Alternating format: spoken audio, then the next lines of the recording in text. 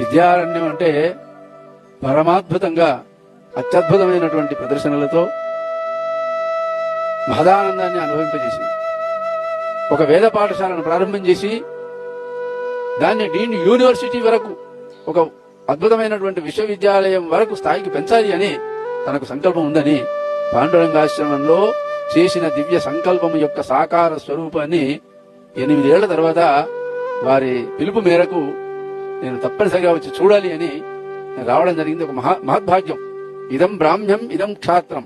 ఇటువంటి పాఠశాలలు నిజంగా మన రాష్ట్రంలో అనేక విద్యారణ్యములు వెలవడానికి తగినటువంటి బుద్ధిని సామర్థ్యానికి ప్రజలకు అందించాలని, అభిమానం కలగాలని ఆ వేదమాతను, వేద పురుషుణ్ణి వేడుకుంటూ ఉన్నాను. మా శశిభూషణ శర్మ గారికి 100 సంవత్సరాలు కాదు, 1000 సంవత్సరాల ఆయుష్యమును భగవానుడు ప్రసాదించి ఇటువంటి విద్యారణ్యములను మరెన్నో స్థాపింపజేయడానికి, ఇతరులను ప్రోత్సహించడానికి ఈ పాఠశాల దినదినాభివృద్ధి పొంది పరమాద్భుతమైనటువంటి యూనివర్సిటీ, ఒక విశ్వవిద్యాలయ స్థాయికి ఎదగాలని, దానికి తగినంతటి మానసిక సహకారాన్ని చేయడానికి నేను ఎప్పుడు సిద్ధంగా ఉంటానని, ఏ సేవ అందించినా ఆ సేవను చేయడానికి తప్పకుండా ముందుకు రాగలుగుతానని తెలియజేస్తూ ఇంతకంటే ఎక్కువ చెప్పే సామర్థ్యం లేదు.